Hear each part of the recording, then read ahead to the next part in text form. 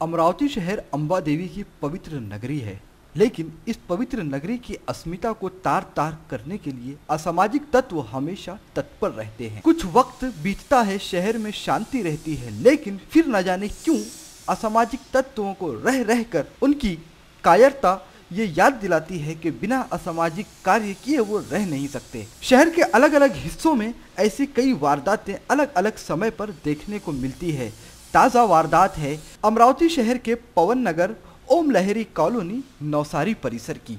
वहां पर असामाजिक तत्व हमेशा ही रात के अंधेरे में सड़कों पर बैठकर अपने असामाजिक कार्यों को अंजाम देते हैं। शराब पीते हैं, गांजा पीते हैं और आते जाते हुए लोगों को तंग करते हैं।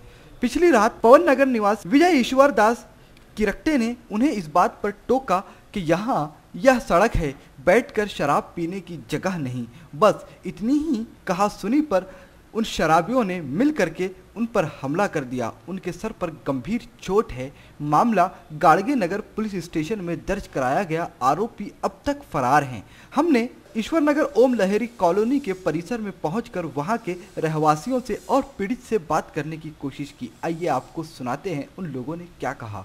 इस वक्त हम जहां खड़े हुए हैं ये पवन नगर ओम लहरी कॉलोनी नौसारी का इलाका है। यहाँ पर आप देख सकते हैं हमारे इर्द गिर्द बहुत सारे लोग जमा हैं। ये लोग यूं ही जमा नहीं है, इन लोगों की रोज की त्रासदी है। रोज इन्हें असामाजिक तत्वों का सामना करना पड़ता है। वो इसी तरह रास्तों पर बैठ जाते हैं और यहाँ पर बैठकर शराब पीते हैं, और अगर कोई उन्हें मना करने की हिम्मत कर ले तो उसका क्या हाल है ये आप मेरे साइड में देख सकते हैं। यहाँ के जो रहवासी हैं उन्होंने उन लोगों को टोक दिया था कि ये रास्ता है, शराब पीने की जगह नहीं।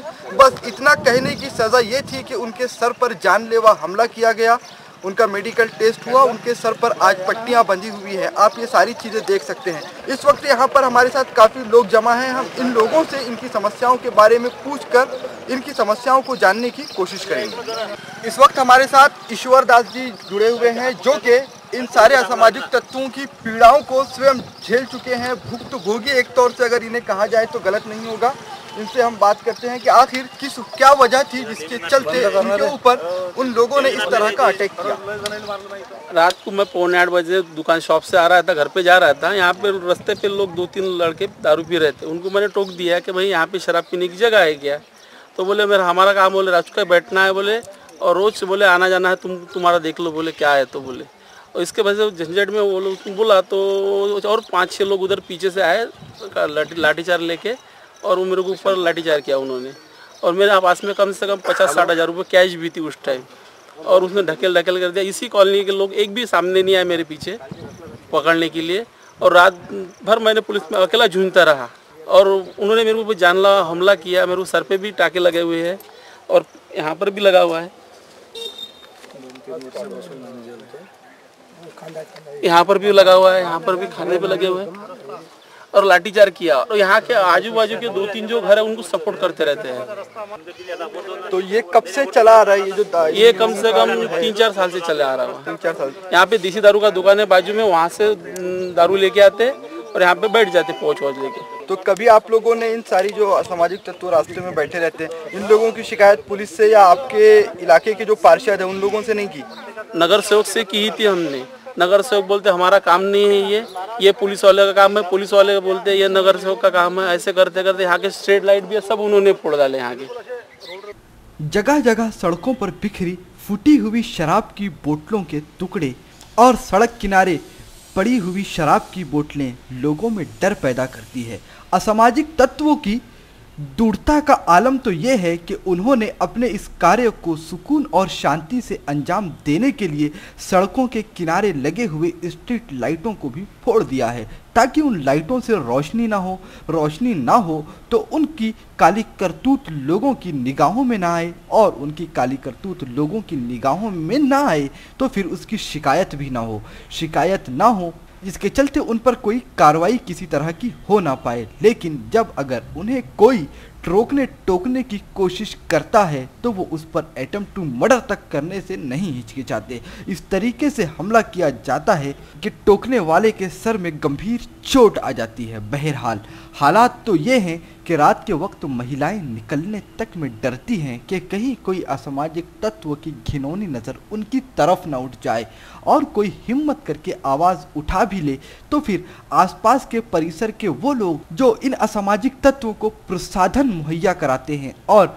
उन्हें प्रोत्साहन देते हैं, वो उन्हें कहने से रोक देते हैं। रात के वक्त जब आप लोग अपने घरों से निकलते हो तो उस वक्त डर तो महसूस होता होगा आपको? यहाँ पे सब रहते हैं, यहाँ पे मुलं गांजा पेते, गांजा इकडे लहान मुलं गांजा पेते, 10 वर्षाची मुलं गांजा पेते, आमच्या डोळ्यांनी पाहिलं कागदावर घेते आणि पेतेत चांगले। 1-1 वाजेपर्यंत तिकडे मागे बसून राहतात त्या घराच्या मागे, 1-1 वाजेपर्यंत आम्ही एकटं राहतो, छोटे छोटे मुलं राहतात, मग कसं करायचं आम्ही? आम्हाला काहीतरी सिक्युरिटी पाहिजे, पोलिसाची गाडी फिरायला पाहिजे, त्यांना रागवायला पाहिजे, म्हणायला पाहिजे त्यांना। तो पुलिस की पेट्रोलिंग नहीं होती क्या रात को? होती है लेकिन वो क्या होता, पुलिस आते तब वो भाग जाते, फिर बाद में आके और बैठ जाते फिर। तो यहाँ के जो पार्षद है, एक महिला पार्षद भी होंगी 1 या 2 यहाँ पे, क्योंकि 4 का वार्ड था, महिलाओं के लिए भी सीट, तो उनसे आप लोगों ने अपनी समस्याएं नहीं बताई? बताइए वो भी कुछ भी नहीं, वो बोलते तुम घर में आते नहीं, हमको बोलते नाही। लिंबाचं झाड आहे, विहिरीमध्ये सगळे लोक कचरा टाकतात आणि संध्याकाळी 7, 7:30, 8 वाजता 5-6 मुलं अशा पाण्याच्या बॉटल, पाऊच वगैरे अजून काय घेऊन येतात ते तिथे बसतात, सिगरेट पितात, पत्ते खेळतात। आम्हाला असं कसं आम्हाला एकटं राहायचं काम पडते ना, असं वाटतं कसं म्हणावं त्यांना, म्हणावं की एकटीनं म्हटलं तर ते आपल्यालाच काही करतील, त्यांना म्हटलं तर त्याला मारलंच ना। आमचं घर कसं थोडंसं एकटं पडते बाजूला, कसं म्हणायचं बा त्यांना जर आपण म्हटलं तर उद्या कोणी घरी नसताना आपल्यावर काही करू शकतात, ते घरात घुसू शकतात, आम्हाला भीती वाटते त्यांची। आम्ही फिरायला जातो त्या रस्त्यानं नुसतं पत्ते खेळत बसतात पोरं असतात, पोरी येतात, जशी त्यांनी चौपाटी करून ठेवली आहे तिकडे पूर्ण रस्त्यानं असे काच पडले राहते। रात्रीचं जायला असं मन नाही होत, मन जर झालं तर असं वाटतं त्या पोरायला हटकलं, ह्या बाईनं हटकलंय त्या दिवशी, ह्या बाईनं हटकलं तर त्या बाईलाच म्हणे आमचं काम आम्ही करतो, तुमचं काम तुम्ही करा। त्यांना बोलली मी तर म्हणे आम्ही सेवक कधी करावं, छोटे ह्या म्हणे घरी करना मतलब तो म्हणे घरी करत असते का म्हणे। फिलहाल ये मामला गाड़गे नगर पुलिस स्टेशन में है। पीएसआई ठाकरे सारे मामले पर चुप्पी साधे हुए हैं, शायद वो कोई और गंभीर वारदात के होने का इंतजार कर रहे हैं। परिसर में मौजूद बच्चों ने VCN न्यूज़ के कैमरे के सामने आकर कहा कि ये वही जगह है जहां पर रात के वक्त असामाजिक तत्वों की चौपाल लगती है और वो अपनी घिनौनी करतूतों को इसी जगह बैठकर अंजाम देते हैं।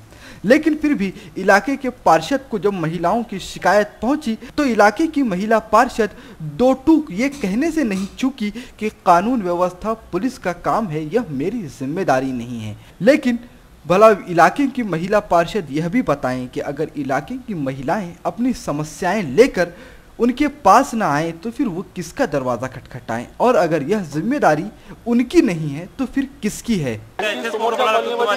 लेआउट पडलेला आहे, तिथे रात्री दारू पिणारे बसलेच राहतात। नाही सध्या नाही, ते पूर्वी शाळेत गेला, आता समोर शाळेत गेलाय, ते त्याला घरी नाही पकडला, त्याने रस्त्यावर पकडला बसतो, माझी पोरं दाखवून तरी कोणता आहे